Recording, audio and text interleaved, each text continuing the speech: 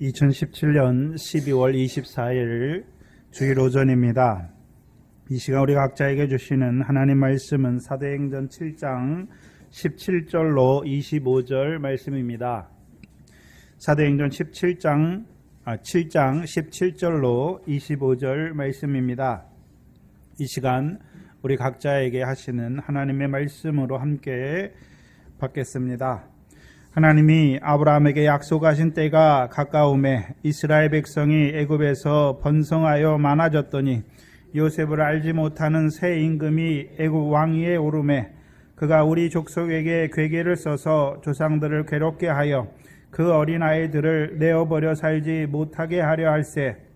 그때에 모세가 났는데 하나님 보시기에 아름다운지라 그 부친의 집에서 석 달을 길리우더니 버리운 후에 바로의 딸이 가져다가 자기 아들로 기르매 모세가 애굽 사람의 학수를 다 배워 그 말과 행사가 능하더라.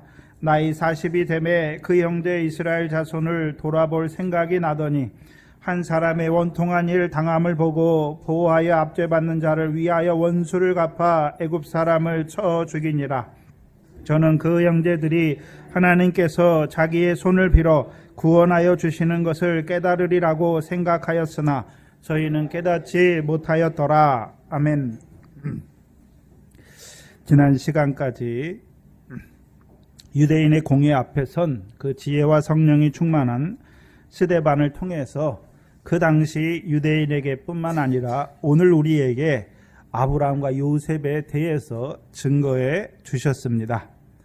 스데반을 통해서 증거해 주신 아브라함과 요셉의 삶의 특징이 무엇입니까?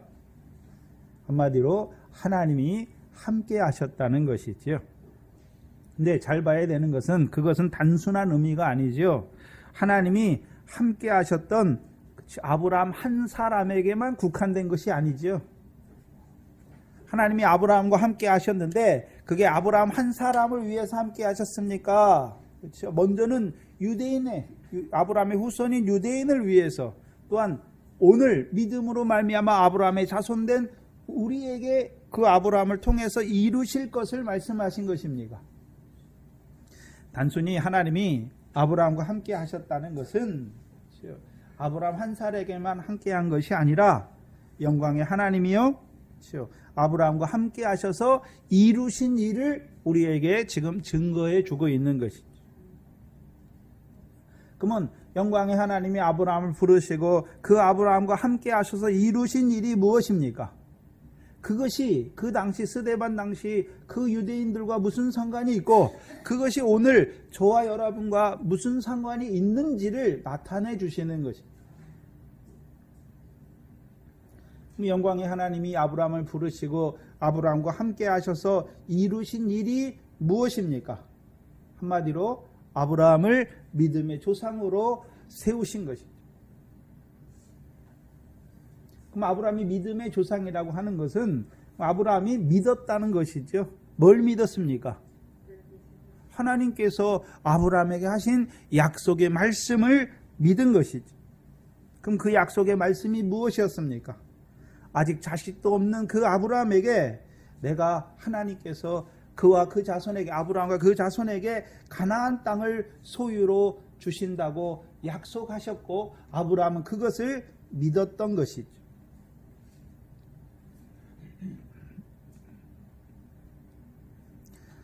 그러면 오늘 하나님이 살아계신데 하나님이 하시는 일이 무엇입니까? 오늘 아브라함에게 약속하신 것을 오늘 이루어 가시는 것이죠. 그렇죠? 우리를 믿음으로 말미암아 아브라함의 자손으로 세울 뿐만 아니라 우리를요 아브라함과 같이 그리스도에게 속하는 자면 아브라함의 자손이요 약속대로 유업을 이을 세상의 후사로 우리를 세워가시는 것입니다. 그것을 신약에서 구약에서는요 이스라엘 영영한 언약을 받은 이스라엘이다 라고 말씀하셨죠. 곧 가나안 땅을 그들에게 주어 영원한 기업이 되게 하시는 하나님이죠.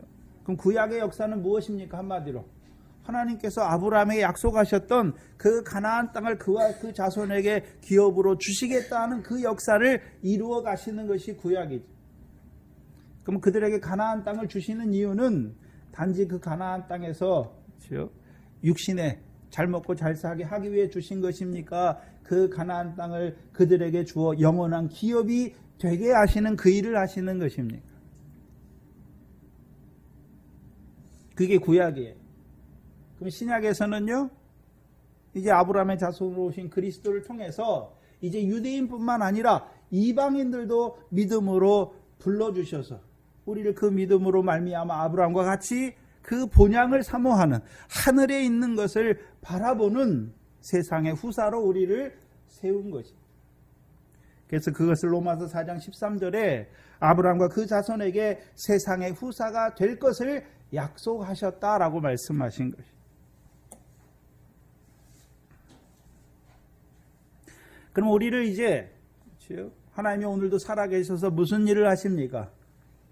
아브라함의 자손으로 부르실 뿐만 아니라 그들을 이 세상에서 하나님의 후사로 세우시는 것이죠. 그게 하나님이 하시는 일입니다. 곧 이 세상에서 하늘에 있는 기업을 잇는 자로 세우시는 그 일을 하는 것이죠. 곧 하나님 나라를 유업으로 얻는 후사가 되게 하시는 그 일을 오늘도 살아계신 하나님께서 이루어 가시는 것입니다. 그래서 로마서 4장이 계속해서 말하는 것이 무엇입니까? 세상의 후사가 되는 것은 율법에 속한 자가 후사가 아니다 라고 말씀하신 것이죠. 그것은 성전과 모세에 전하여준 율법을 행하는 유대인들이 후사가 아니라는 것이죠. 그래서 스데반을 통해서 그 당시 자기 앞에 서 있는 유대인들은 어떤 자였습니까? 자기들에게 성전이 있고 자기들이 모세에 전해준 율법을 자기들이 행함으로 자기들이 아브라함의 자손이다, 자기들이 하나님의 백성이다 라고 생각하는 자들에게 율법 안에 있는 자들이 하나님의 후사가 아니다 라고 말씀하는 것이죠. 그 아브라함에게, 그와 그 자손에게 세상의 후사가 될 것을 약속하셨고 또한 400년 동안 이방에서 객이 될 것을 말씀하시고 그를 다시금 이 가나안 땅, 그 자손들을 다시금 가나안 땅에 올라오게 하셔서 이 가나안 땅에서 하나님을 섬기게 하실 것을 말씀하셨고 그 아브라함에게 할례의 언약을 주신 것이죠. 그게 아브라함을 통하여 이루신 일이란 말이죠. 근데 그것이 저와 여러분과 저와 오늘 하나님의 백성과 무슨 상관이 있는지를 알게 하시는 거예요. 그리고 하나님이 함께 하셨던 요셉을 통해서는요, 그렇죠? 먼저는 그 이스라엘의 아들들, 아브라함의 자손인 이스라엘의 12아들들이죠. 이스라엘의 12지파를 대표하는 그 이스라엘의 12아들들, 곧 영원한 언약의 자성들을 한번 애굽 땅으로 내려가게 하시는 것이죠.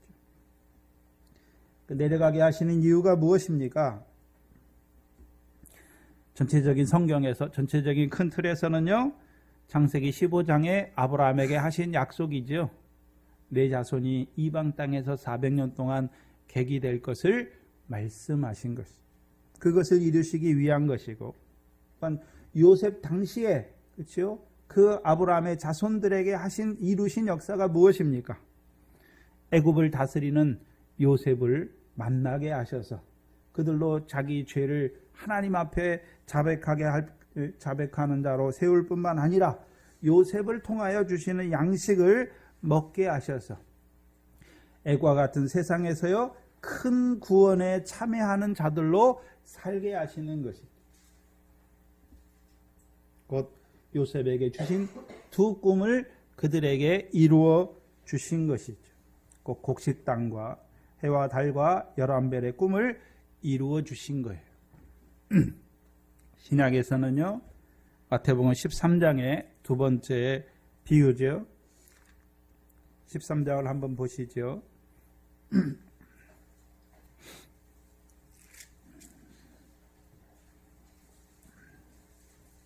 마태복음 13장의 두 번째 비유, 좋은 씨와 가라지 비유죠.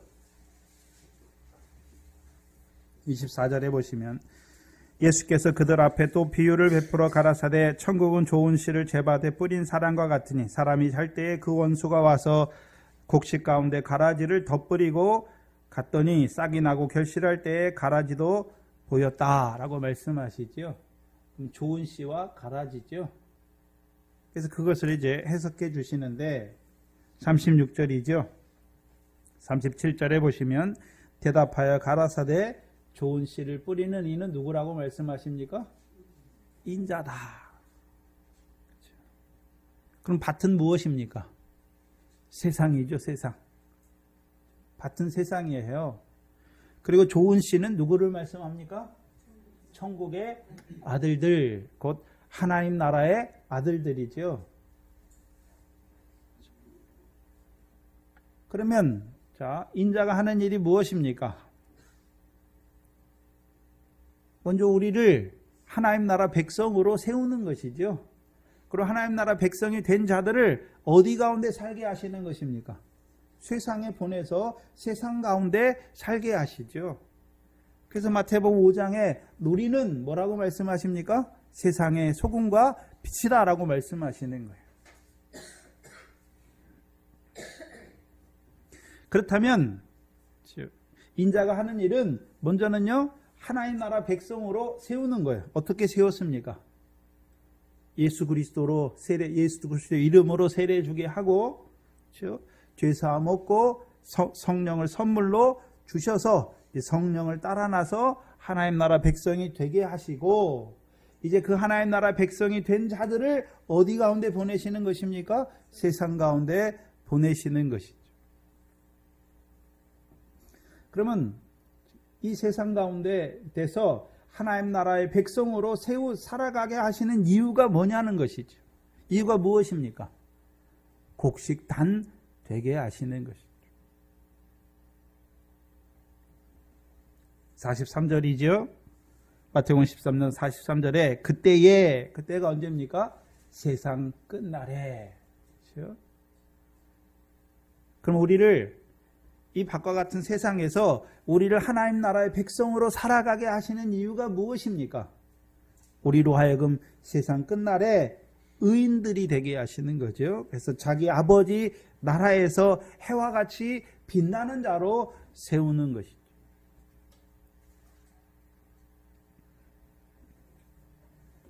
그게 세상의 후사예요. 그렇죠? 세상 끝날에, 그렇죠? 하나님 아버지로 말미암아 해와 같이 하나님 아버지 나라에서 해와 같이 빛나는 자로 세우시기 위해서, 세상의 후사라니까 우리로 하여금 예수 믿고 이 세상 것을 얻게 하는 후사가 아니지요. 언제예요? 세상 끝날에 아버지의 나라에서 해와 같이 빛나게 하시기 위해서.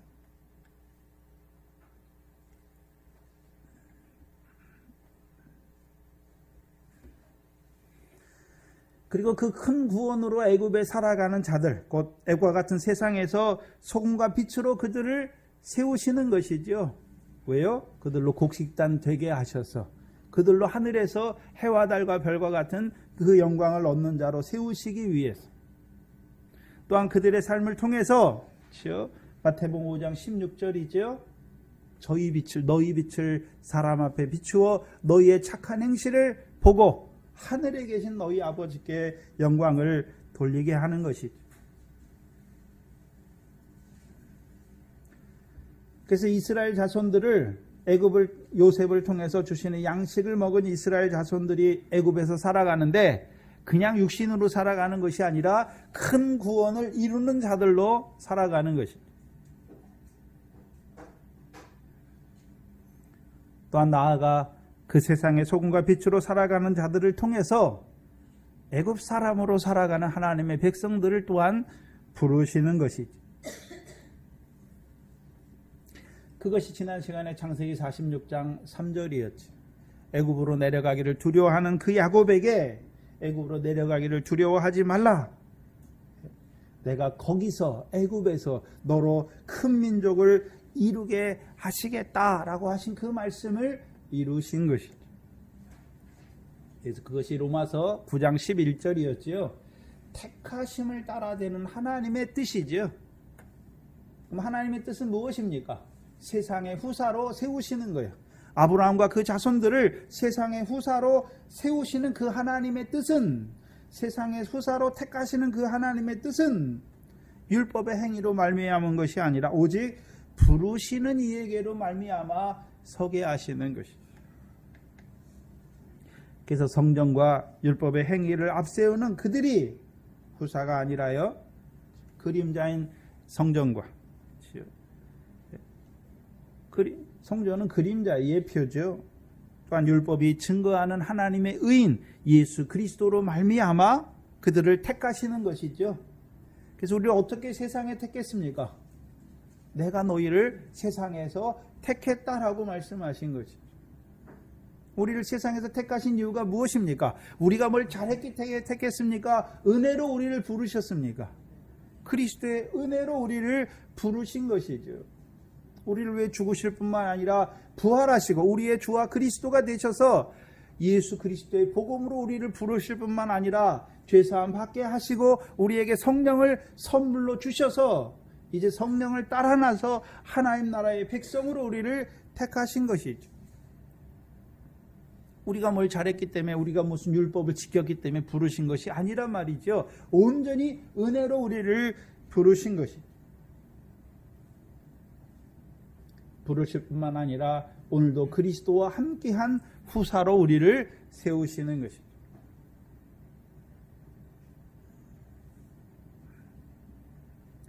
그래서 아브라함과 다윗의 자손으로 오신 예수 그리스도를 통해서 이루신 일이 믿어진 자가 누굽니까? 후사예요, 후사. 택하신, 그들을 세상의 후사로 세우시기 위해서 택하신 것이, 이제 택하신 받은 자들이 이제 이 땅에서 어떻게 살아가는 것입니까? 그리스도와 함께한 자로, 그리스도와 함께 모으는 자로 살아가게 되는 것입니다.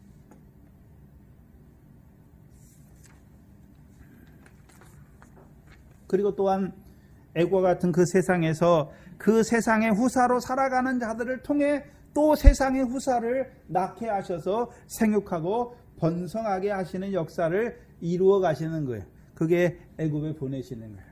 그리고 그들로 요셉을 통해서 큰 구원을 이루어 가게 하시는 역사인 것이죠. 그리고 지난 시간 오후 시간에요, 그 언약의 자손들, 세상의 후사로 살아가는 자들의 장사를 우리에게 보여주셨죠. 그래서 그들이 장사됐다, 애굽 사람으로 살다가 애굽에서 죽은 것을 말씀하는 것이 아니라 아브라함과 같이 본향을 바라보는, 그 땅에서 외국인과 나그네로 그 본향을 바라보는 하늘에 있는 것을 사모하는 자로 믿음을 따라 살다가 이제 믿음을 따라 죽은 자들의 장사를 우리에게 보여주셨죠. 그래서 그들이 애굽에 살았지만 그들의 장사는 어디에 이루어졌습니까? 어디에서? 가나안 땅에서죠.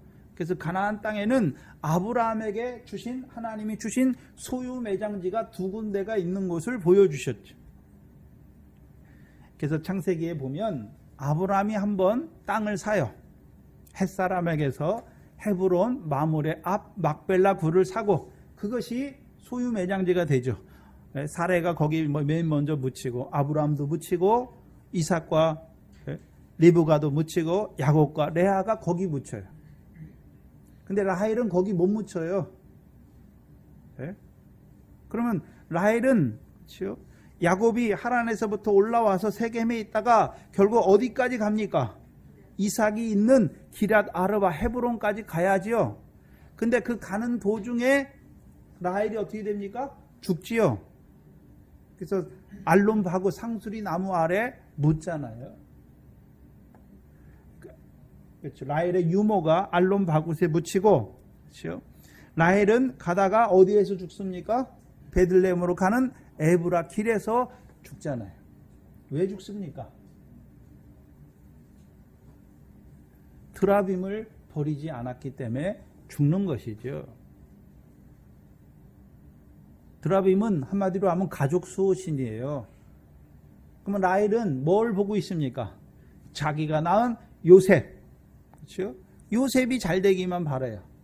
근데 요셉만 하나님의 백성입니까?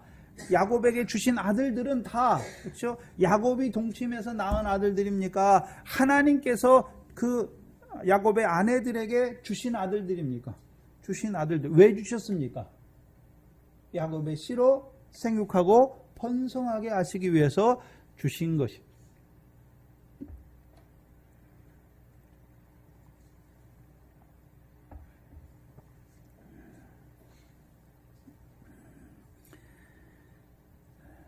근데 그걸 버리지 못해요. 그러니까 그가 가다가 헤브론에 장사된 것이 아니라 중간에 죽지요. 에브라길에 장사돼요. 그러니까 어디로 올라가지 못했습니까? 에브랏은 어디로 올라가는 길입니까? 베들레헴이잖아요. 베들레헴. 그래서 베들레헴에서 누가 오십니까? 유대인의 왕으로 나시니가 어디 있느냐 말씀하시잖아요. 그래서 마태복음 2장에 그 서기관과 제사장들, 대제사장과 서기관들이 유대 고을 중에 베들레헴 에브라다야, 내가 유대 고을 중에 가장 작을지라도 이스라엘을 다스리는 목자가 내게서 내게로 나올 것을 말씀하시죠. 누구로 오시는 것입니까? 왕으로. 유대인의 왕으로 나신 이가 어디 있느냐 말씀하시죠. 그러면 이 라헬은 뭐를 보지 못했습니까? 왕으로 오시는 예수 그리스도인데, 미가서에 유다 땅 베들레헴 에브라닷을 말할 때에는 그의 근본은 어디입니까? 상고의 태초이잖아요. 라헬이 눈을 밝긴 밝아요. 안목이 좋아요. 그래서 하나님이 야곱에게 주신 약속이 무엇인지는 알아요. 근데 문제는 뭡니까? 하늘에서 이루신 것을 알지 못하니까 자기 자식만.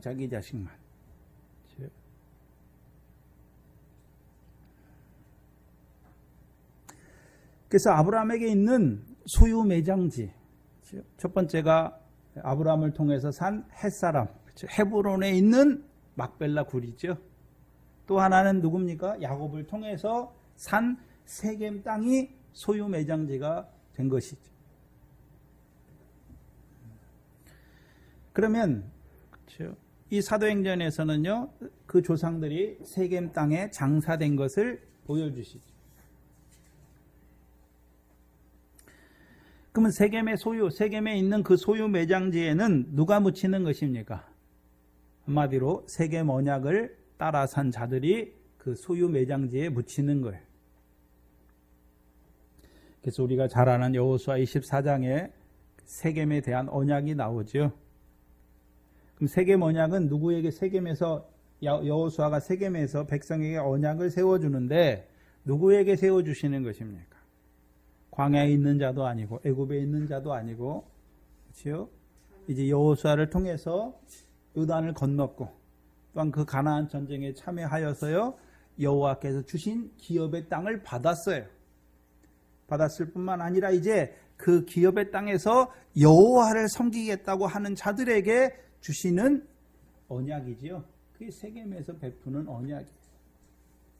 그러면 그 세겜 언약을 받은 자들은, 그렇죠? 어떤 자냐 하면 하나님께서 가나안 땅을 왜 자기들에게 소유로 주신 줄을 알아요. 그렇죠? 그리고 그 가나안 땅에 그 기업으로 주신 소유의 땅에서 하나님은 여호와를 섬긴다는 의미가 무엇입니까? 여호와의 명령을 청종하겠다는 것이죠. 그럼 그들이 그 땅에서 여호와의 명령을 청종하면 여호와께서 이른 비와 늦은 비를 주셔서 그 땅의 소산으로 풍성하게 하시는 거예요. 그렇죠? 풍성하게 하시니까 그들이 그 소유 풍성한 것을 먹고 누구를 찬송합니까? 옥토를 주신 하나님을 찬송하는 자들로 살아간 자들. 그래서 그 세겜 언약으로 이루어진 그 세겜 언약을 통해서 이루어 주신 구원의 역사를 사사기와 룻기를 통해서 보여주시죠.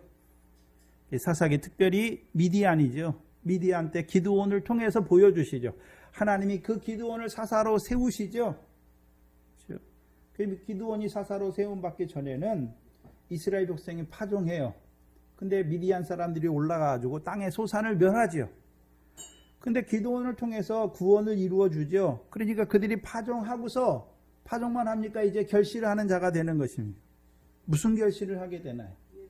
미래 결실을 하는 자가 되는 것이죠.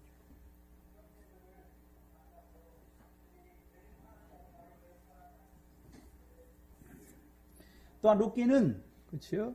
룻기는 무슨 결실을 보여주시는 것입니까? 보리 추수 때를 보여주시는 것이죠. 근데 생각해야 되는 것은 룻이 보리의 결실을 하는 것이 아니라 룻은 보리의 결실을 그렇죠? 거두는 자로 그 자리에 있는 것을 보여주시잖아요. 룻은 한마디로 영생에 이르는 열매를 모으는 자로 있는 것이죠. 그래서 신약에서 그러면 신약에서 저와 여러분이 결실한다, 밀과 보리의 결실한다는 의미가 뭘까요? 마태복음 13장의 첫 번째 비유죠. 하나님의 말씀을 우리 마음밭에 뿌려주셔서 100배의 결실하게 하시죠. 근데 말씀, 결실의 내용이 무엇이었습니까? 네? 마태복음 13장의 첫 번째 비유에서 우리에게 천국 말씀을, 하나님 나라의 말씀을 우리에게 우리 마음밭에 뿌려주시는 이유가 무엇입니까? 100배, 60배, 30배 결실하게 하기 위해서. 근데 세 번째 밭을 보면, 가시떨기 밭을 보면 그 말씀이 자라죠. 근데 가시떨기에 막혀서 결실하지 못하잖아요. 그럼 가시떨기의 내용이 무엇이었습니까? 세상 염려, 재리의 유혹이잖아요. 그럼 우리가, 신약에 있는 우리는 무슨 육적인 가나안 땅에서 우리가 또 밀농사를 짓고 보리 농사를 짓는 걸 말하는 게 아니죠. 저와 여러분의 결실은 무엇입니까? 세상 염려, 재리의 유혹, 끊어지는 게 결실이에요. 여러분, 세상 염려, 재리의 유혹 뭐 때문에 합니까? 다 육신의 목숨을 위해서 하는 거잖아요. 육신의 목숨을 위해서 무엇을 먹을까 마실까 염려하는 거죠. 여러분이 하는 염려는, 자녀들을 위해서 하는 염려도 다 뭡니까? 얘가 육신으로 이 세상에 살아간 동안에 어떻게 남들보다 더 좋은 걸 먹고 좋은 차 타고 좋은 직장 다니고 그거잖아요. 그게 육신만 보잖아요. 육신만. 그럼 하나님이 우리를 이 땅에 보내는 것은 육신만 잘 살라고 보냈습니까? 그럼 육신이 죽지 말아야죠. 아니잖아요. 영혼이 잘 되게 하신, 영혼이. 육신의 문제가 아니라 영혼의 문제잖아요.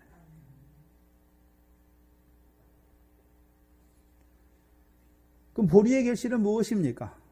고린도전서에 말씀하는 썩지 않고 쇠하지 않고 더럽지 아니하는 자로 살게 하시는 거예요. 그게 보리의 결실을 하는 거예요. 그럼 우리가, 하나님이 우리를 이 세상에서 택하신 이유가 무엇입니까? 이 세상 더러운 가운데서 피하게 하시는 것이죠. 이제는 어떤 자로 살게 하시는 것입니까? 세상 염려, 재리의 유혹을 하지 않을 뿐만 아니라 이제 더럽지 않고 쇠하지 않고 썩어지지 않은 그것을 따라 살게 하시는 것이죠. 하늘에 있는 것이죠. 그게 보리의 결실이에요.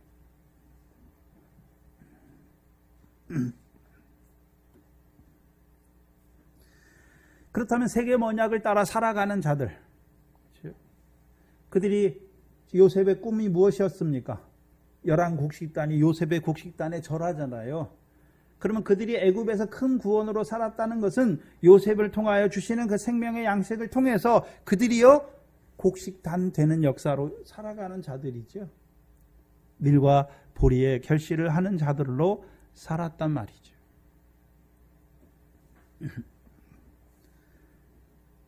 그래서 세계 언약을 따라서 이 땅에서 하나님의 후사로, 그렇죠?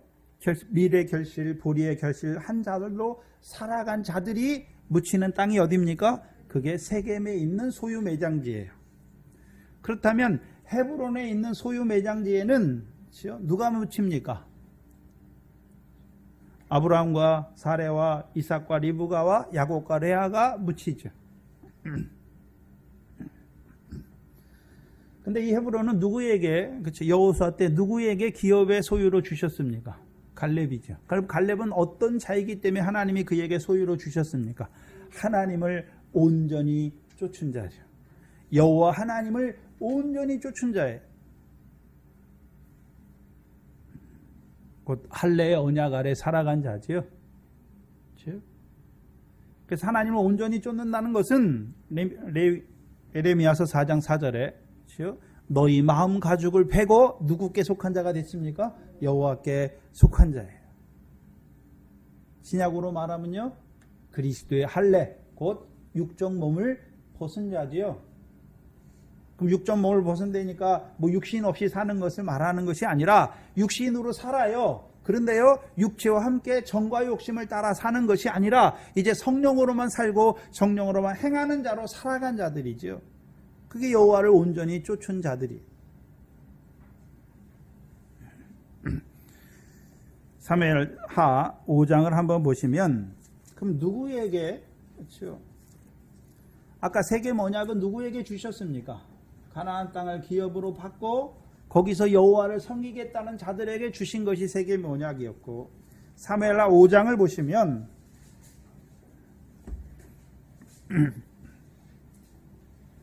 2절 3절에 보시면, 1절부터 3절을 보시면 헤브론에서 다윗이 언약을 세워주는데 누구에게 세워줍니까?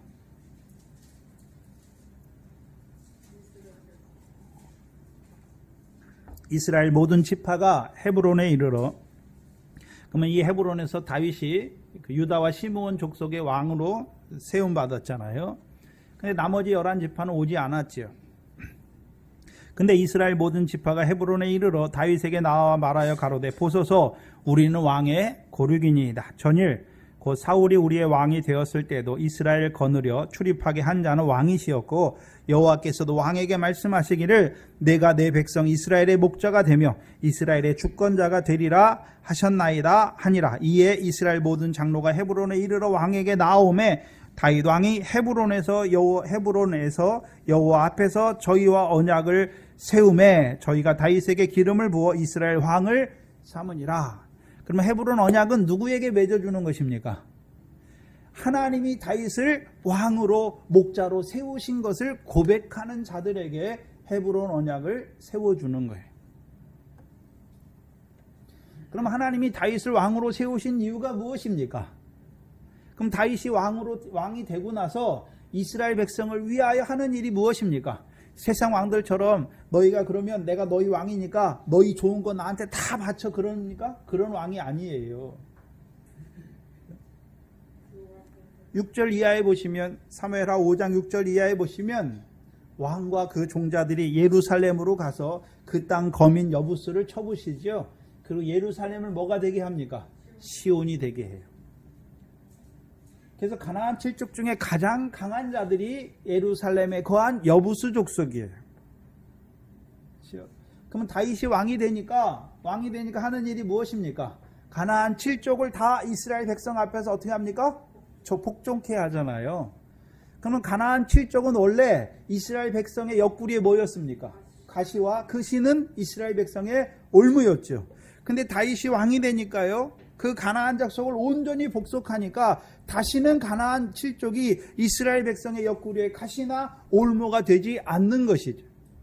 신약으로 말하면 다윗의 자손으로 오신 그리스도께서 우리 속에 우리를 더럽게 하는 7 귀신의 역사를 어떻게 합니까? 내어 쫓아주시잖아요. 그래서 막달라 마리아,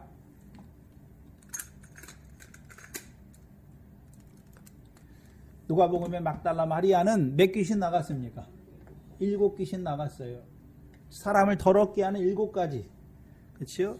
겉이 더러운 것이 아니라 사람의 마음에서 나는 것이 사람을 더럽게 하지요. 마태복음 15장에 7가지 사람을 더럽게 하는 것이 무엇입니까? 사람의 마음에서 나는 7가지 사람을 더럽게 하는 거죠. 악한 생각, 살인, 간음, 음란, 거짓 증거, 도적질, 회방이죠. 우리를 더럽게 하는 것을 주께서 어떻게 하십니까? 나가게 하시잖아요. 그 생활이 마태복음 14장의 마가단의 생활이죠.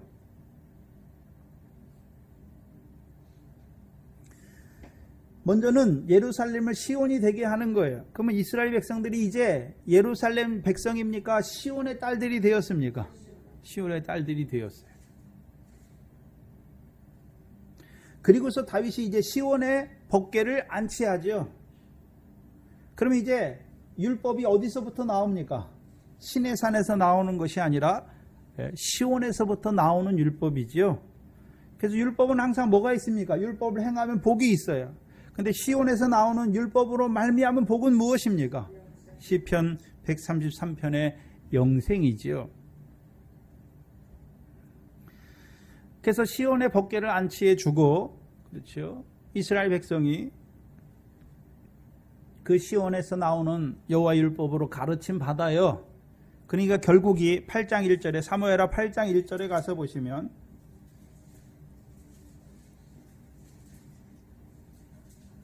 8장 1절에 이후에 다윗이 블레셋 사람을 쳐서 항복을 받고 블레셋 사람 손에서 메덱 암마를 빼앗은지라. 그렇죠? 이스라엘 백성에게서 가장 강한 대적이 무엇이었습니까? 블레셋이에요. 블레셋. 근데 하나님께서는 그 블레셋 5방백의 땅도 이스라엘에게 기업의 땅으로 주시겠다라고 그랬죠. 근데 사사기와 사무엘상 초반에 오히려 여호수아 때 주신 기업의 땅을 블레셋 자손에게 빼앗기고 있잖아요. 원래는 여호수아 때는 블레셋 자손의 땅을 이스라엘 백성의 기업으로 안 줬어요.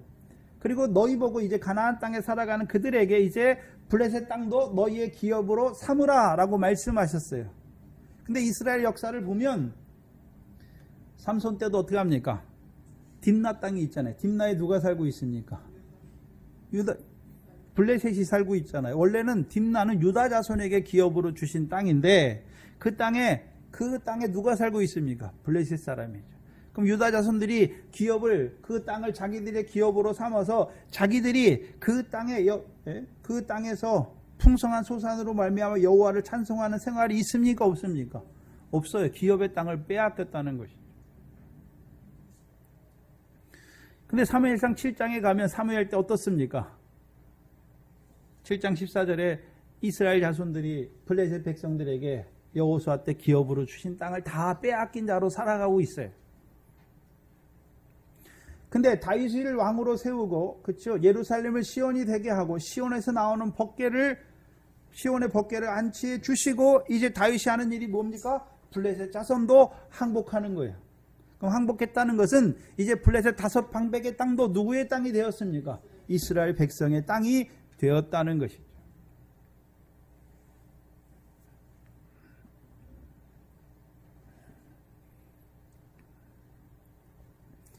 한마디로 가나안 사무엘상 사사기 3장 1절 이하에 하나님이 남겨두신 열국 중에 4가지 열국이 있는데 가나안 모든 사람과 블레셋 5방백을 다윗을 통해서 다 어떻게 합니까? 복속시켜 주세요.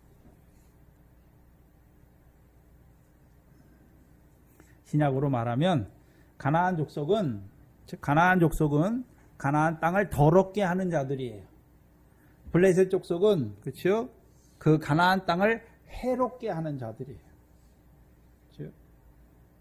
그러면 가나안 땅은 이스라엘 백성이 영원한 기업으로 얻어야 되는데 영원한 기업으로 얻으려면 그들이 어떤 자로 살아야 되는 것입니까?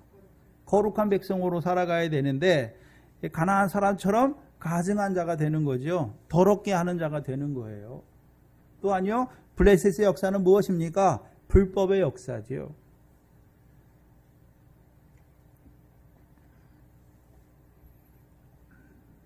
그래서 지금 수요일날 사무엘상을 하잖아요. 그 블레셋의 역사를 지금 계속해서 우리에게 보여주시죠.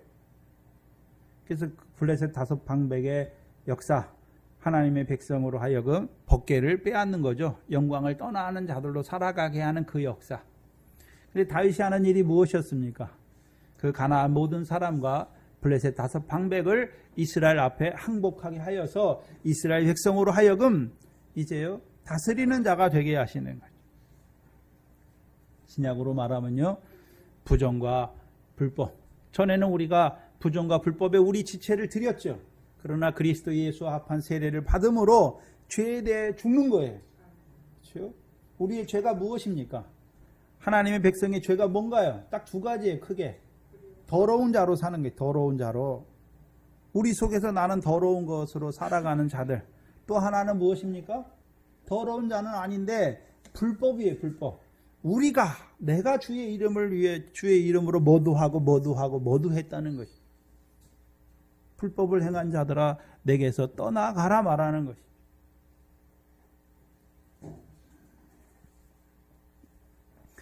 그렇다면 그 헤브론 언약으로 살아간 자들, 곧 시온에서 나오는 그 율법으로 말미암아 그 복을 받는 자들로 살아가는 영생이죠. 한마디로 영생에 이르는 열매를 맺는 자로 살아가는 자들이죠. 그 언약 아래 살아가는 자들에게, 그렇죠? 그들 그 믿음으로 살아간 자들이 이제 묻히는 곳이 어디입니까? 헤브론 소유 매장지. 그럼 신약으로 말하면 시온에 세우신 모퉁이 돌인 그리스도 예수를 주로 받아서 그리스도 예수와 합한 세례로 말미암아 살아가는 자들. 그리스도 예수의 사람은 육체와 함께 정과 욕심을 십자가에 못 박았느니라. 그러니까 이제 성령으로 살고 성령으로 행하니까 성령의 열매를 맺는 자로 살아가는 것이죠. 그 믿음으로 살아가는 자들이 묻히는 곳이 어디입니까? 헤브론이에요. 그러면 생각해 봐야 되는데, 믿음을 따라 살았죠. 그러면 가나안 땅을 영원한 기업으로 주실 그 후사로 이 세상에서 하나님의 후사로 살았다는 것이죠. 그러면 그들이 죽을 때 그 소유 매장지가 우리에게 보여주는 것이 무엇입니까? 죽음에도 소망이 있다는 거예요. 죽으니까 끝이 아니라 죽음에도 소망이 있는 것이죠.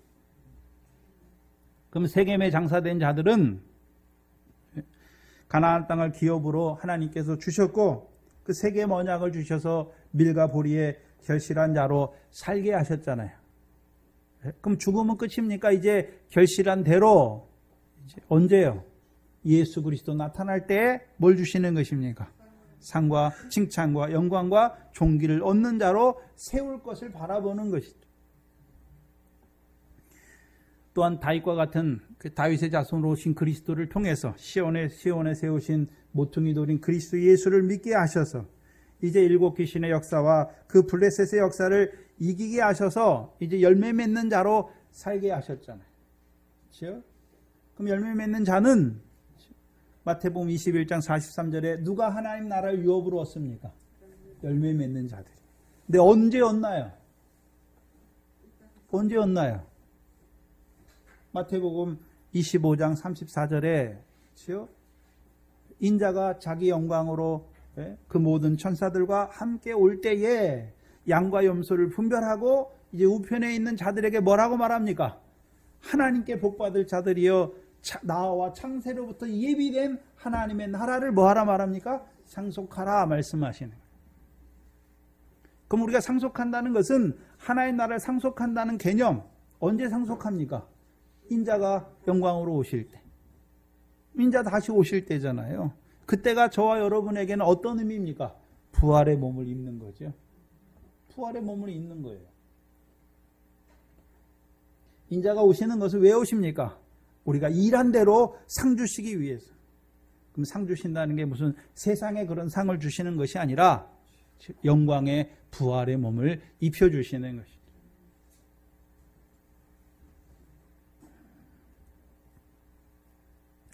그렇다면 아브라함의 소유 매장지를 통해서 우리에게 보여주시는 것이 무엇입니까? 예수 안에 자는 자들은 소망이 있단 말이죠. 부활의 소망 안에서 자는 것이죠. 단지 죽었다가 다시 사는 부활을 말씀하는 것이 아니라 그들이 이 땅에서 결실을 맺은 대로 열매를 맺은 대로 그 상과 영광으로 영광의 몸으로 부활하게 하실 것을 바라보는 자들로 잠드는 거예요. 그래서 성경에서는 죽었다라고 말하지 않아요. 잔다라고 말씀하죠. 잔다라고 말씀했으니까 그 육신이 물론 육신은 자니까 흙에 들어가서 썩잖아요. 근데 자니까 뭐 할 때가 있습니까? 깰 때가 분명히 있는 것이죠.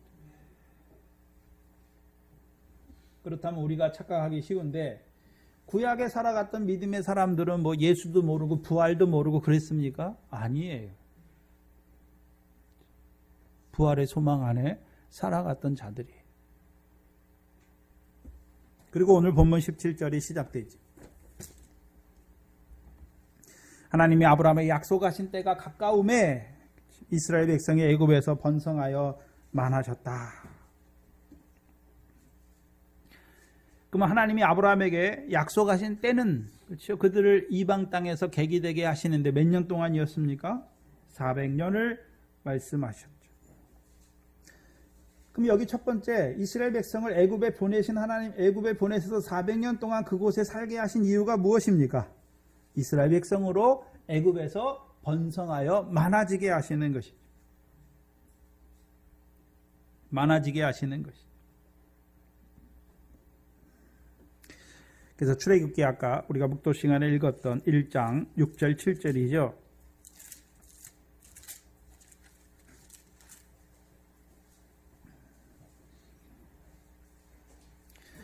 6절 출애굽기 1장 6절 7절을 보시면 요셉과 그의 모든 형제와 그 시대 사람은 다 죽었고 이스라엘 자손은 생육이 중다하고 번식하고 창성하고 심히 강대하여 온 땅에 가득하게 되었더라.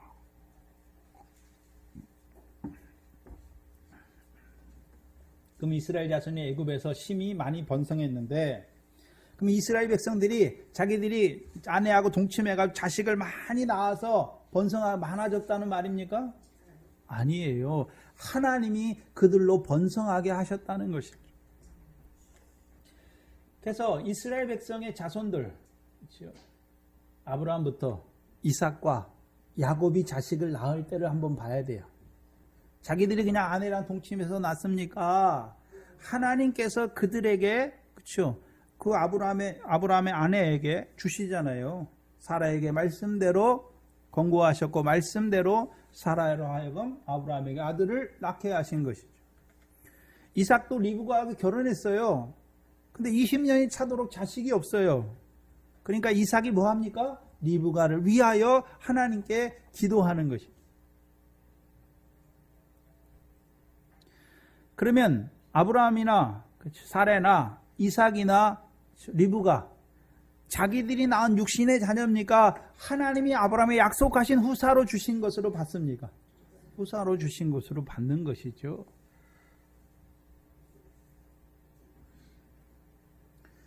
그래서 사레를 말할 때, 그렇죠? 사레가 이삭을 낳는데, 그렇죠? 어떻게 낳습니까? 약속의 자녀다라고 말씀합니다. 약속의 자녀. 그렇죠? 그래서 너희도 이삭과 같이 약속의 자녀다. 그때의 육체를 따라난 자들이 성령을 따라난 자를 핍박건 같이. 그래서 하나님이 아브라함에게 언약을 주셨는데 그 아브라함의 언약이 사자에게도 그대로 적용되는 것이죠. 그럼 사라도 이삭을 낳는데 자기가 육신으로 낳은 자녀입니까? 하나님의 약속으로 말미암아 낳은 자녀입니까? 약속이잖아요. 약속의 내용이 무엇입니까? 하나님께서 아브라함에게 말씀하신 대로 내 자손을 너로 말미암아 세상 모든 민족이 복을 받게 하시는 것이죠. 어떻게요? 너의 자손으로 오시는 씨, 여러 자손.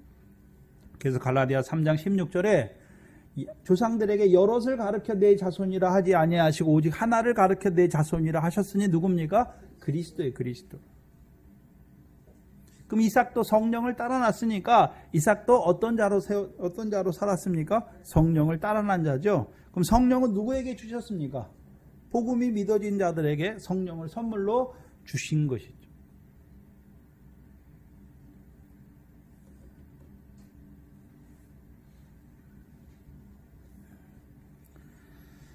창세기 28장을 한번 보시면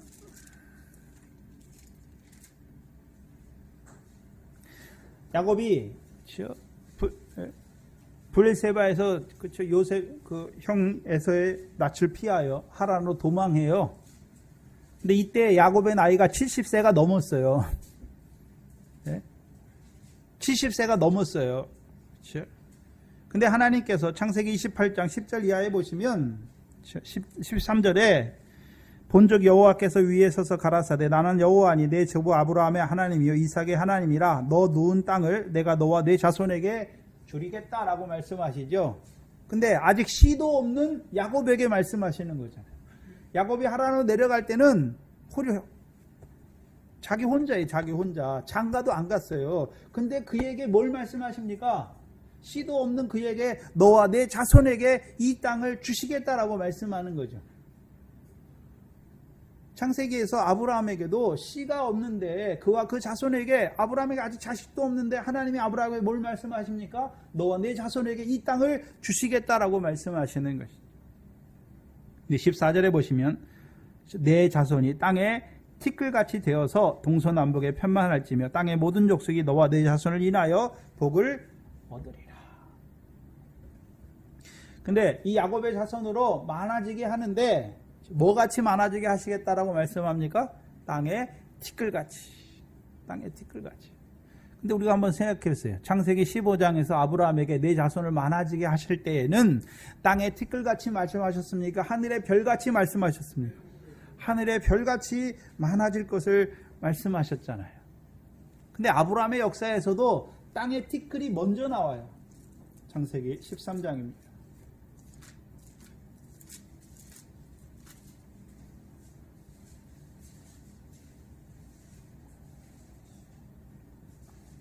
창세기 13장에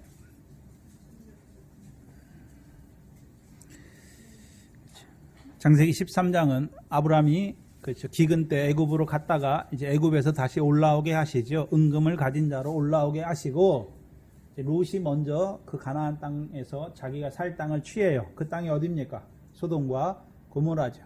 소돔과 고모라 왜 취했습니까? 영원한 기업으로 주실 땅으로 취했습니까? 애굽과 같은 여호와의 동산인 줄 알고 소돔 땅을 택했습니까? 그 소돔 땅을 택한 거예요. 애국과 같은 여호와의 동산이잖아요. 소돔 땅을 뭐라고 봐서 어떻게 봤습니까? 애국과 같은 여호와의 동산으로 본 거예요. 여호와는 믿긴 믿는데 그러면 여호와의 동산은 하나님이 주시는 복이잖아요. 근데 그 복을 통해서 뭐처럼 되기를 원하는 것입니까? 애굽의 부귀영화를 가진 자가 되기를 원하는 거예요. 근데 소돔 사람들은 악하여 여호와 앞에 큰 죄인이었다라고 말씀하잖아요. 그래서 롯이 아브라함을 떠난 후에 하나님께서 이제 아브라함에게 말씀하시죠. 15절에 보이는 땅을 내가 너와 내 자손에게 주리니 영원히 이르리라. 그럼 아브라함은 그렇죠. 그 롯과 같이 그 가나안 땅에서 육신이 잘 되는 가나안 땅을 바라보고 있습니까? 영원한 기업의 땅으로 바라보고 있습니까? 영원한 기업의 땅이죠. 그리고 16절에 내가 내 자손으로 땅에 티끌같이 하리니 사람이 땅에 티끌을 능히 셀 수 있을진데 내 자손도 세리라 말씀하죠. 그럼 아브라함에게도 먼저 하늘의 별같이 많게 하실 것을 말씀한 것이 아니라 그렇죠? 땅에 티끌같이 많게 하실 것을 먼저 말씀했어요. 그렇죠?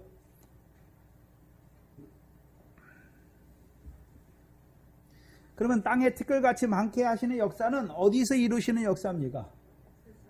아브라함 생전에는 땅에 티끌같이 많지 않잖아요. 그렇죠? 아브라함 생전에 땅에 티끌같이 많았습니까? 야곱 생전에 그 자손들이 땅에 티끌같이 많았습니까? 셀 수 있었습니까? 그럼 어디서 땅에 티끌같이 많게 하시는 것입니까? 애굽 땅에서. 애굽 땅에서. 그들을 번성하게 하셔서 땅에 티끌같이 많아지게 하시는 것이죠.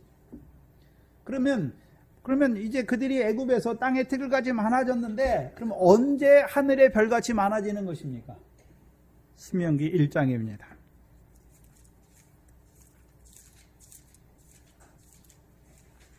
민수기 1장입니다. 죄송합니다. 신명기네. 신명기 1장입니다.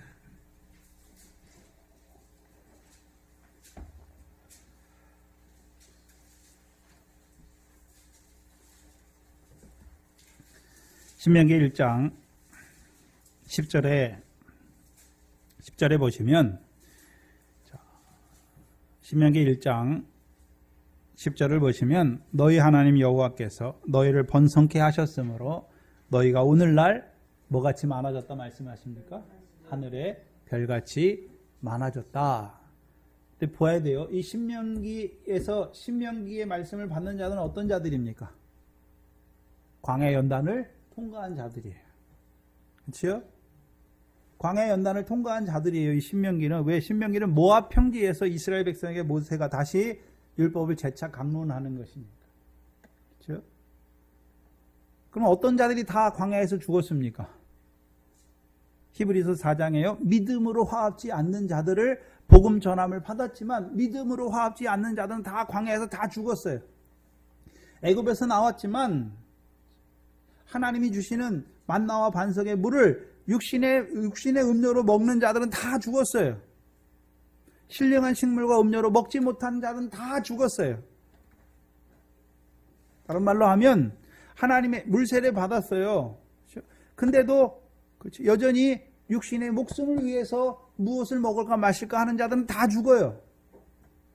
광야 연단 왜 주셨습니까? 모든 육체는 풀이요 그 모든 영광은 풀에 꽃과 같이 시됨을 알게 하시고 오직 여호와의 말씀만 세세토록 있는 것을 알게 하시기 위해서 주신 거잖아요.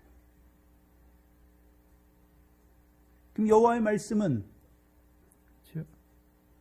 우리에게 애굽에서 구원해 내시고 반석에서의 그 생수를 주시는 이유가 무엇입니까? 세상의 부귀 영화가 아니라요. 천하의 것이 아니라 어디 거요? 하늘의 것을 바라보게 하기 위해서.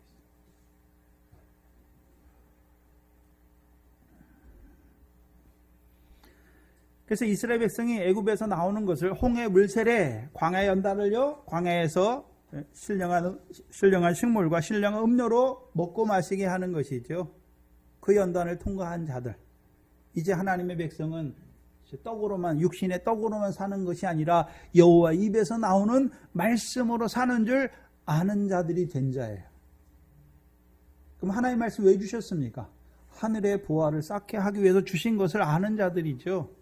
그들이 하늘의 별과 같은 자들이. 그럼 생각해야 되는데 아브라함의 자손을 먼저 애굽에서 땅의 티끌과 같이 번성하게 하시고 애굽에서 나오는 그 홍해 세례와 광야 연단을 통해서 그들을요 하늘의 별과 같이 많게 하시는 거예요.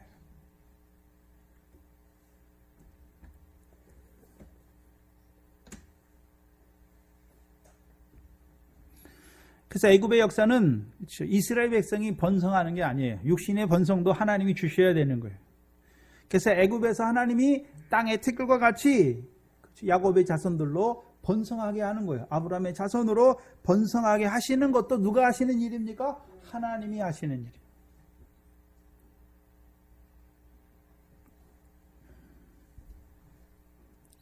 그리고 요셉을 알지 못하는 새 왕이 일어나죠. 그렇죠? 오늘 본문에 보시면 요셉을 알지 못하는 새 임금이 애굽 왕위에 올랐다. 반대로 생각해 보면 그 전의 왕들은 다 누구를 알았습니까? 요셉을 알았어요. 요셉. 근데 이게 실제로 역사적으로는 왕조가 바뀌어요. 애굽에서. 그렇죠? 거의 350년 지난 후에 애굽의 왕조가 바뀌는 거예요. 애굽의 왕조가 바뀌었다는 것은 우리나라로 말하면 통일신라 시대에 통일신라 시대가 있잖아요. 그 뒤에 무슨 시대가 있습니까? 고려시대죠. 왕조가 바뀐 거예요. 고려시대에서 조선시대로 가잖아요. 왕조가 바뀌는 거죠. 백성은 똑같은데 나라가 바뀌는 거예요. 왕족이 바뀌는 거예요. 다스리는 자들이 바뀌는 거죠. 근데 지금 성경에서 말하는 것은 역사적인 것을 말하는 것이 아니라 요셉을 알지 못하는 왕이 애굽을 다스리는 거예요. 그러면 그 전의 왕들은 다 요셉을 알았죠. 요셉을 알았다는 의미는 단지 요셉이 애굽을 구했다라는 그런 걸 아는 게 아니에요. 그렇죠? 요셉은 뭘 알았습니까? 하나님이 애굽에서 하실 일을 알았잖아요. 그렇죠? 그래서 하나님이 요셉에게 은총과 지혜를 주셔서 요셉을 애굽의 총리로 세우고 요셉을 통해서 애굽을 다스리게 하셨잖아요. 그럼 요셉이 다스리는 것입니까? 하나님이 다스려가는 것입니까? 그럼 애굽 사람들도 요셉을 통해서 누구의 역사를 알고 있습니까? 하나님이 다스리는 걸 알고 있단 말이에요. 다니엘서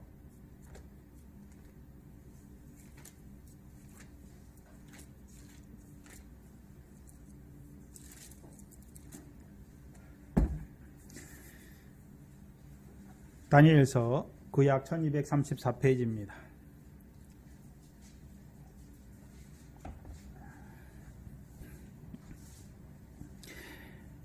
다니엘서 2장은 느부갓네살 왕이 꿈을 꿔요. 근데 그 꿈을 꾸고 잊어버렸어요. 그 뭔지 몰라요. 그렇죠? 그걸 다니엘이 해석하죠. 36절에 보시면 36절 37절에 그 꿈은 이러한즉 내가 이제 그 해석을 왕 앞에 진술하리이다. 왕이여 왕은 열왕의 왕이시라. 하늘의 하나님이 나라와 권세와 능력과 영광을 왕에게 주었고 인생들과 들짐승과 공중의 새들 어느 곳에 있는 것을 물어나고 그것들을 왕의 손에 붙이사 다 다스리게 하셨다. 그리고 왕은 금머리다라고 말씀하죠. 분명히 그 꿈을 통해서 누가 인간 나라를 다스립니까? 하나님이. 그리고 그것을 누구에게 주셨습니까? 느부갓네살에게 주셨잖아요. 근데 느부갓네살이 하는 일이 뭡니까? 자기가 도라평지에 금신상을 만들죠. 그렇죠? 그리고 4장에 또 꿈을 꿔요. 4장 4절 이하에 보시면 나 느부갓네살이 내 집에 편히 있으며 내 궁에서 평강할 때 한 꿈을 꾸고 그것으로 인하여 두려워했지요. 왜 두려워했습니까? 그 꿈을 꾸고서 두려워했어요. 그 꿈을 이제 요셉이 해석하는데 그 꿈의 내용이 뭐냐 하면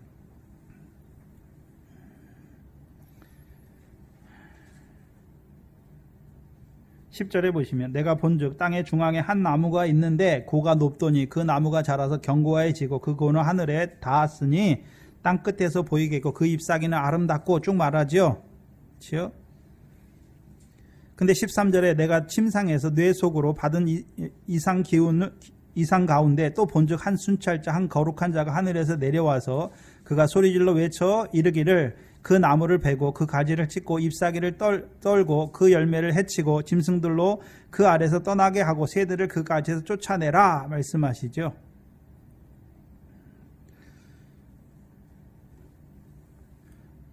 그게 이제 누구에게 이루어집니까? 느부갓네살 왕에게 이루어져요. 그렇죠? 4장 28절 이하에 보시면 29절이죠. 29절에 보시면 4장 24절부터 봐야겠네요. 24절에 왕이여 그 해석은 이러하니이다. 요셉이 이제 다니엘이 느부갓네살이 꾼 꿈을 해석하는데 지극히 높으신 자의 명정하신 것이 내 주 왕에게 미칠 것이라. 왕이 사람에게서 쫓겨나서 들짐승과 함께 거하며 소처럼 풀을 먹으며 하늘의 이슬에 젖을 것이요 이와 같이 7대를 지낼 것이라. 그때에 지극히 높으신 자가 인간 나라를 다스리며 자기의 뜻대로 그것을 누구에게든지 주시는 줄 아시리라 말하죠. 그 꿈을 해석을 받았어요. 그러면 자기가 바벨론을 다스리는 것입니까? 하나님께서 자기에게 그렇죠? 나라와 권세와 영광을 줘서 다스리게 하신 것입니까? 다스리게 한 거잖아요. 그 꿈을 해석을 받고도 그렇죠? 29절 이하에 보시면 느부갓네살 왕이 하는 일이 있어요. 12달이 지난 후에 내가 바벨론 궁 지붕에 건질세 나 왕이 말하여 가로되 자기 마음속으로 말하는 거예요. 뭐라고 말합니까? 이 큰 바벨론은 내가 능력과 권세로 건설하여 나의 도성을 삼고 이것으로 내 위엄의 영광을 나타낸 것이 아니냐. 분명히 하나님께서 하늘의 왕 하나님께서 인간 나라를 다스리시고 그것을 너에게 줬다라고 말씀했는데 이 바벨론 왕의 마음이 어떻게 됐습니까? 교만해졌어요. 그래서 내가 지었다. 내가 이 나라를 건설했고 내가 다스린다라고 말하는 것이죠.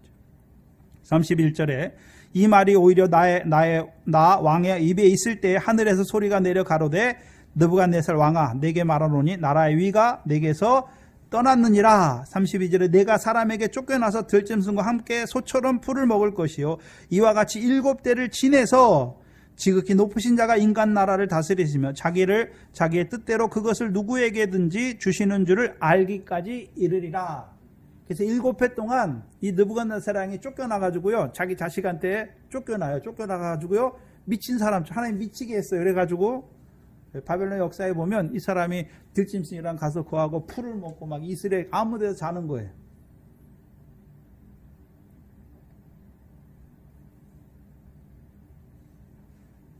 교만한 바벨론 왕을 낮추시잖아요. 그래서 바벨론 왕이 깨달아요. 뭘 깨닫습니까? 인간 나라를 내가 다스리는 거 아니라 하나님이 다스리는 줄 깨닫어요. 깨닫고 나서 34절에 기한이 참해 나 느부갓네살이 하늘을 우러러 보았더니 내 총명이 다시 내게 돌아온지라 이에 내가 지극히 높으신 자에게 감사하며 영생하신 자를 찬양하고 존경하였노니 그 권세는 영원한 권세요 그 나라는 대대에 이르리로다. 누구를 찬송하고 있습니까? 하나님이죠. 왜요? 하나님이 나에게 뭘 줬다고요? 이 인간 나라를 다스리게 하신 것이죠. 자기를 세워서 바벨론 왕이 되게 하신 것이죠.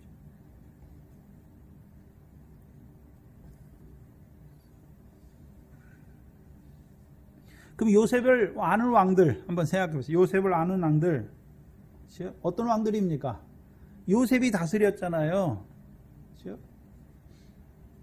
그럼 요셉을 통해서 하나님이 이 인간 나라의 애굽에 이루어 가시는 역사를 아는 자들이란 말이죠. 그렇죠? 지극히 높으신 자가 인간 나라를 다스리는 것을 아는 자들이에요. 그 요셉을 아는 자들이에요. 그러면 요셉을 알지 못하는 임금은 새 임금은 누가 다스린다고 생각하고 있습니까? 자기가 다스린 줄 알아요. 교만하죠. 근데 생각해 봐야 되는 것이 요셉을 그 새 임금만 알지 못하는 것입니까? 새 임금의 다스림을 받는 이스라엘 백성들도 알지 못하고 있습니까? 이스라엘 백성도 알지 못하는 거예요. 무슨 소리냐면 요셉을 아는 왕이 다스릴 때는 하나님께서 이스라엘 그 애굽 사람들을 통해서 이스라엘 백성에게 은혜를 베풀게 하셨어요. 근데 문제는 뭐냐면 그 은혜가 계속되잖아요. 그리고 아브라함에게 약속하신 때가 가까웠음에도 이스라엘 백성 누구도 가나안 땅으로 올라가려고 준비하는 자가 없단 말이죠. 하나님이 아브라함에게 주신 약속을 저버리는 자가 됐어요. 물론 할례는 행하고 있어요. 근데 누구처럼 살아갑니까? 애굽 사람처럼 살아가는 거예요. 그럼 요셉을 알지 못했다는 거, 이스라엘 백성이 요셉을 알지 못했다는 것은 요셉을 통해서 주시는 양식으로, 요셉이 애굽을 다스리잖아요. 그래서 요셉을 통해 주시는 양식으로 그들이 애굽에서 어떤 자로 살게 하시기 위해서 내려가게 하셨습니까? 큰 구원을 이루는 자로 살게 하시기 위해서 내려가게 하셨는데 그들이 이제 어떤 자가 되었습니까? 애굽 사람처럼 돼버린 거예요. 큰 구원이고 뭐고 없어요. 육신의 목숨만 위하는 애굽 사람들처럼 돼버린 것이죠. 그것을 무엇을 통해 알 수 있습니까? 사도행전 7장 23절로 25절이죠. 그 요셉이 자기 형제들을 돌아볼 마음이 생겨서, 그렇죠?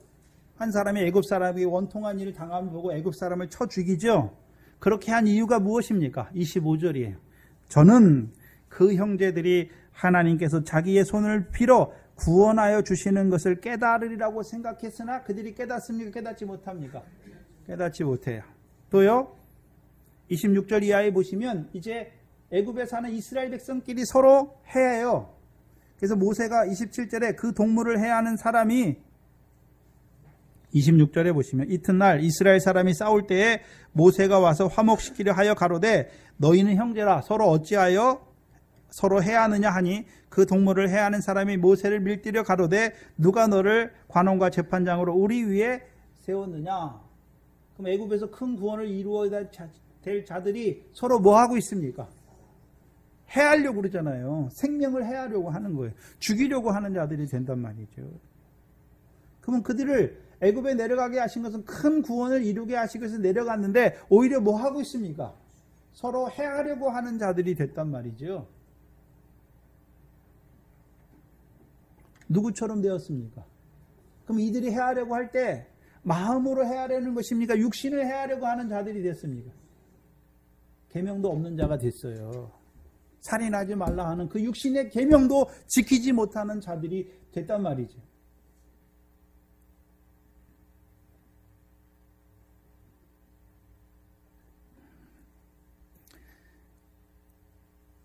그러니까 하나님이 새 임금을, 요셉을 알지 못하는 임금을 세워서 괴계를 쓰는 거예요. 그럼 그럼 그들을 계속해서 그렇게 놔두면 요셉을 아는 왕을 통해서 그들을 다스리게 하면 더 어떻게 됩니까? 더 애굽 사람처럼 되는 거예요. 그럼 새 임금을 세우시는 것도 누가 세웠습니까? 하나님. 인간 나라를 인간 나라를 누구에게 주십니까? 하나님이 인간 나라를 다스리고 누구에게든지 주시죠. 근데 왜 요셉을 알지 못하는 왕을 세웠을까요? 그 요셉을 알지 못하는 왕을 통해서 이스라엘 백성을 괴롭게 해야 나올 마음이라도 생기는 거예요. 애굽에서 평안하고, 그렇죠? 애굽에서 걱정이 없고 애굽에서 잘 되면 안 나와요. 애굽에서 괴로워야 나오는 거예요. 여기 대부분 예수 믿는 사람들은 세상에서 잘 되고 세상에서 성공한 사람 없어요, 거의. 왜요? 세상에서 성공했으면 세상 즐기기 바쁘잖아요.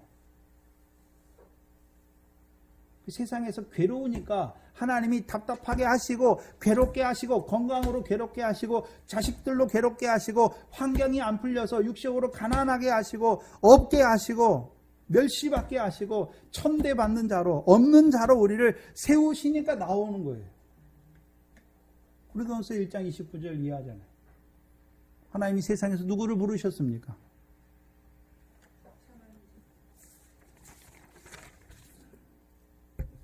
미련하고 약하고 천하고 멸시받고 없는 자들을 택하신 거예요. 왜 그렇게 하셨습니까? 아무라도 자랑치 못하게 하시려.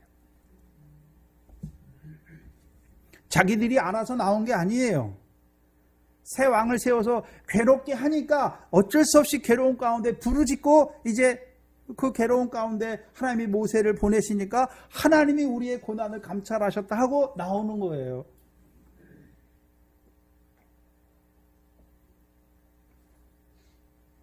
그렇다면 우리는 이미 나왔잖아요.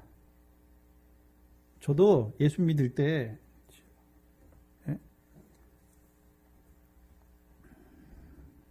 하나님 아버지에 대해서 말할 때 저희 육신의 아버지는 술 안 드시면 한 말도 안 해요. 제가 아버지하고 목욕탕도 한번 못 가봤어요. 술 안 먹으면 한 말씀도 안 하세요. 근데 술만 먹으면 아주 그냥 온 집안을 괴롭게 해요. 그래서 아버지를 미워했어요.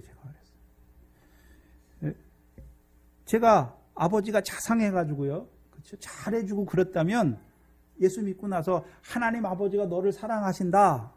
제가 예수 믿고 나서 조금 되다 보니까 하나님이 나를 사랑하신 걸 알았어요. 그리고 하나님이 아버지라는 걸 알았어요. 근데 육신의 아버지한테 받지 못하는 것을 하나님이 나를 이렇게 사랑하시는구나. 그 아버지가 딱 믿어지더라고요. 만약에 우리 육신의 아버지가 나한테 잘해주고 그랬다면 하나님 아버지를 말할 때 내 육신의 아버지가 더 잘해주는데 부족함이 없으면 결핍함이 없으면 괴로운 게 없으면 안 나와요. 근데 우리가 다 달라요.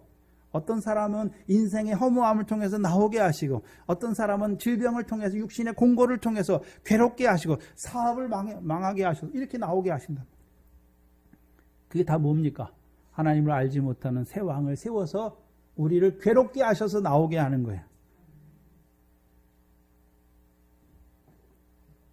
그래서 그것을 고난의 떡이다라고 말씀하시는 거예요. 애굽의 무슨 떡입니까? 고난의 떡이에요. 왜요? 세상에서도 고난을 당해야 미련하고 약하고 천대받고 천하고 멸시받고 없는 자가 되어야 하나님이 나오게 하신단 말이에요. 왜요? 자랑치 못하게 하시죠. 저와 여러분이 그 과정을 겪었어요. 그렇죠? 그렇다면 봐야죠.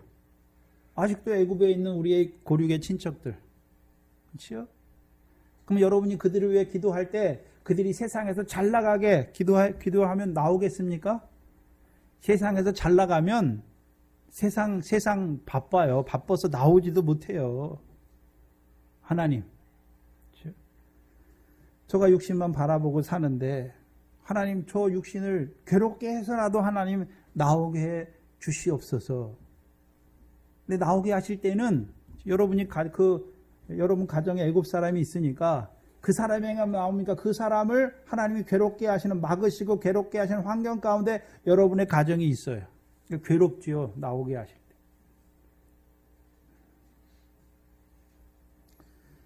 그때 우리가 그들을 바라보면서 어떻게 생각해야 되는 것입니까? 괴롭게 하셔야 나오는 거예요. 네?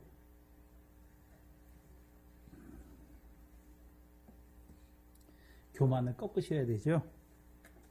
자기가 잘나서 되는 줄 교만, 느부갓네살처럼 자기가 내 힘과 능으로 다 했다라고 하는 그 교만을 하나님이 꺾어주셔서 하나님이 다스리는 줄 아는 자로 세워야 이제 마음이 열리는 거예요.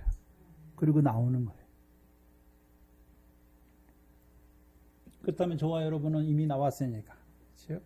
아직도 애굽에 있는 자들을 바라보면서 하나님 앞에 뭘 기도해야 될까요? 저들에게 괴로움을 주셨어요. 저들을 미련하고 약하고 멸시받고 천대받고 없는 자들로 세워주셔서 하나님이 부르실 때에 나올 수 있도록, 그렇죠? 그 기도해야 되는 것이죠. 그 하나님이 하시는 역사를 봐야 하는 것이죠. 근데 문제가 있어요. 아무 때나 그러고 우리가 기도한다고 되는 게 아니죠. 때가 되매 아브라함에게 약속하신 뭐가 되매요? 때가 되매. 여러분이 기도할지라도 하나님이 뭐가 돼야 됩니까? 때가 되면 여러분의 기도가 헛되지 않아요. 기도를 들으시고 괴롭게 하세요. 죽기 전에라도 괴롭게 하세요. 돌이키고 우편강도처럼 돌이키고라도 가게 하세요.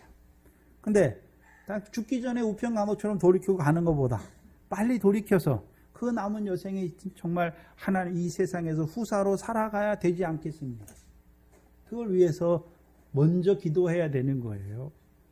사도 바울과 같이 그 고륙의 친척들을 위하여 기도하는 저와 여러분 되시기를 바랍니다. 기도하겠습니다. 하나님 아버지 감사합니다. 그 조상들을 통하여 그들과 함께 하셔서 이루어 가시는 역사를 우리에게 나타내 주시고 그 아브라함의 말씀하신 대로 애굽에 잠시 내려가게 하셔서 그 애굽에서 하나님이 번성하게 하시고 또 애굽에서 그들을 괴롭게 하셔서 다시금 올라오게 하시는 그 하나님의 역사를 먼저 우리에게 이루어 주신 것을 믿음 안에서 바라보게 하시고 우리를 먼저 이제 하나님 세상의 후사로 세워주셔서 오늘도 하나님께서 살아계셔서 애굽에 있는 그 아들들을 부르시는 그 역사를 우리로 깨닫게 하시고 그 육신의 고륙의 친척을 위하여 기도하는 자로 우리를 살게 하시는 아버지 하나님 감사합니다. 우리의 삶이 먼저 우리를 세상의 후사로 세워주셨사오니 이제 우리가 그 세상의 후사로 생육하고 번성하는 그 역사를 이루어가는 이 교회가 되게 하여 주시옵소서. 하나님 앞에 나올 때 하나님께서 우리에게 주신 것들 가운데 구별해야 되는 물질들이 있습니다. 우리를 세상의 후사로 세워주시고 우리에게 주신 모든 것들이 은혜임을 알게 하시고 그 은혜 가운데 감사함으로 하늘에 쌓게 하시니 그 모든 것이 참으로 우리의 구원의 재료로 주신 그 모든 것을 하늘에 보화로 쌓는 저희의 믿음들 되게 하여 주시옵소서. 이곳에 주의 몸된 교회를 세워주시고 지금까지 하나님께서 이모저모로 하나님의 백성들을 연단하실 뿐만 아니라 이 생명의 말씀을 통해서 그 구원을 잘하게 하시니 감사합니다. 잠깐 이 세상에서 그 하나님의 기업을 얻는 후사로 우리를 세워주셨사오니 오늘도 주시는 말씀을 인하여 그 하늘의 기업의 영광의 풍성함을 맛보는 찬송하는 저희들 되게 하여 주시옵소서. 감사함이 예수님의 이름으로 기도하옵나이다. 아멘. 전송가 259장입니다.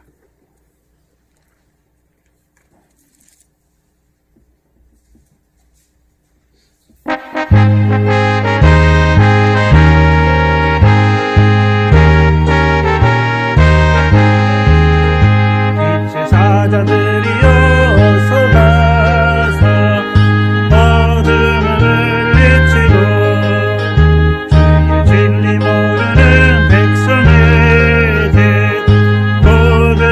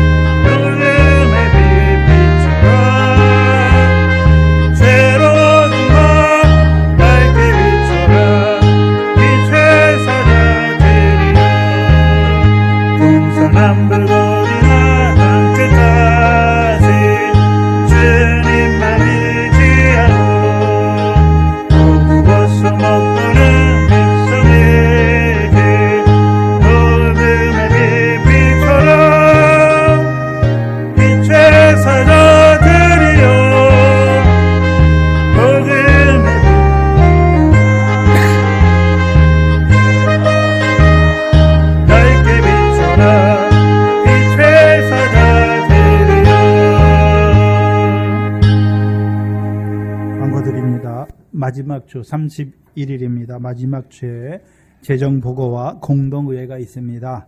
공동의회는 동산교회에 속한 세례교인 이상 필히 참석하시기 바랍니다. 오후 예배 끝난 후에 있습니다. 내일은 성탄절 예배를 우리 교회에서 처음으로 드리는데, 원래 성탄절은 절기가 아니에요. 그런데 우리 교인들 중에 성탄절에 예배를 드렸으면 좋겠다 그래서 유익을 위해서 예배를 드리기로 했습니다. 오전만 간단할지는 모르겠는데 간단하게 드릴 생각입니다. 그리고 식사 후에 오후에는 동산교회 전 교인 윷놀이 대회가 있습니다.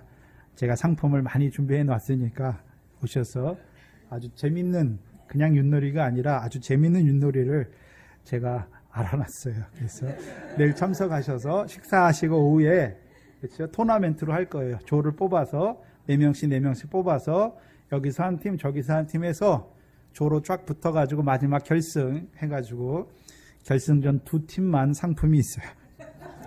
근데 상품이 꽤 좋습니다. 참석하셔서 형제우애를 나누시기 바랍니다. 1월 첫째 주에는 성찬이 있습니다. 준비하시고 한 해를 시작을 주의 살과 주의 몸에 참여한 자로 살아가기 위해서, 그걸 기념하기 위해서 성찬을 행합니다.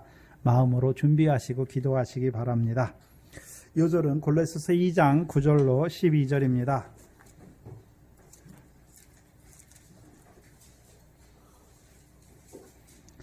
골로새서 2장 9절로 12절입니다. 함께 읽겠습니다. 그 안에는 신성의 모든 충만이 육체로 거하시고 너희도 그 안에서 충만하여졌으니 그런 모든 정사와 권세의 머리시라. 또 그 안에서 너희가 손으로 하지 아니한 할례를 받았으니 곧 육적 몸을 벗는 것이요 그리스도의 할례니라.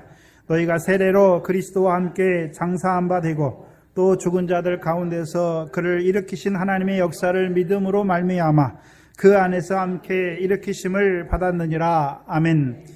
하나님의 복을 받겠습니다. 지금은 우리 주 예수 그리스도의 무한한 은혜와 아버지 하나님의 크신 사랑하심과 성령 하나님의 감화 감동하심이 오늘 이 세상에서 그 하나님의 후사로 살아가며 또한 빛의 사자가 되기를 원하는 자들의 머리 위에 이제로부터 영원토록 함께 있을지어다. 아멘.